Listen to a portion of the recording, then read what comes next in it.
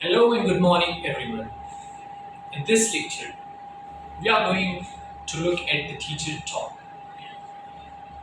and how to navigate listening in a teaching talk and what are some common phrases that the teachers use that we can employ in our situation. So basically, this very topic, teacher talk, is aimed at improving our listening and speaking in a broader sense. So let's come to the definition of teacher talk. A teacher talk is the specific language style teachers use to instruct, manage, and interact with students in the classroom. As I said earlier about the register is a specific use of language bounded by specific jargons. As in the engineering field, the medical field, we have specific terms. Same is the case with teaching. So a teacher talk is a specific language that a teacher uses to navigate his teaching experience in the form of instruction, managing the class, and interaction with the students. Okay, there are some features that are really specific to a teacher talk. The first one is simplified language. So, as a teacher, we always intend to use as simple language as possible because making language complicated for students can be a hindrance in the teaching process. Second one is clear pronunciation. We have to look at this very fact that as a teacher, if we do not pronounce words clearly, we cannot make sense at all. So a teacher talk has a clear pronunciation. Slower pace. The language as I'm speaking right now, my pace is really slow. So as a teacher, in a teacher talk, you have a very slow pace. And repetition. Whenever a teacher wants to emphasize a particular point for an assignment, maybe, so he or she emphasizes that point. Okay. Now, how to navigate listening whenever we navigate the teacher talk. So there are some key rules, or you may call it strategies, to navigate teacher talk while you are the listener. Okay. The first one is focus on key vocabulary and signal words.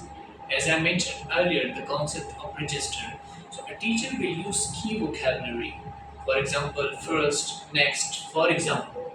These are some of the words that are used by most of the teachers. So if you are aware of the usage of these words, you can easily navigate listening. Okay. The second one is listening for repetition and paraphrasing to gauge important points. So whenever a teacher repeats something, he or she basically emphasizes a point. So you have to look for those and hunt for those.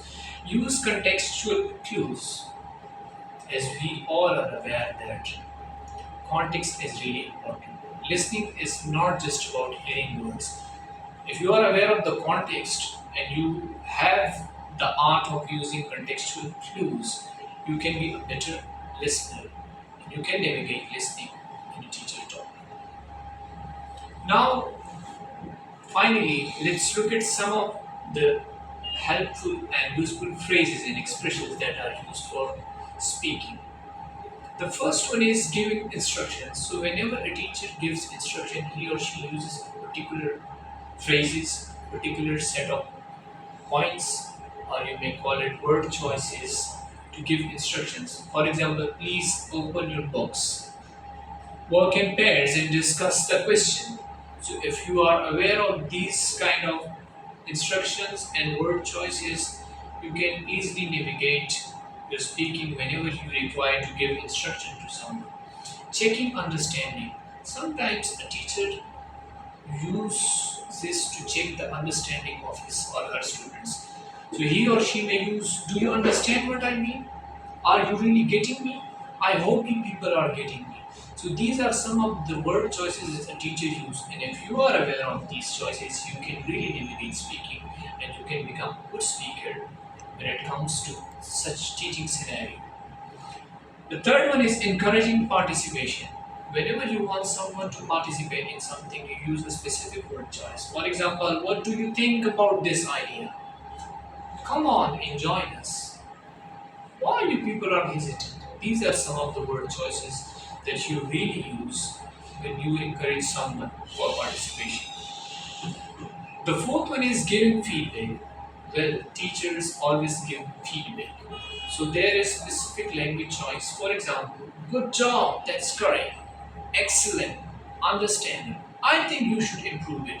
These are some of the examples which are used for giving feedback, and you can use the same examples for giving feedback in your real life.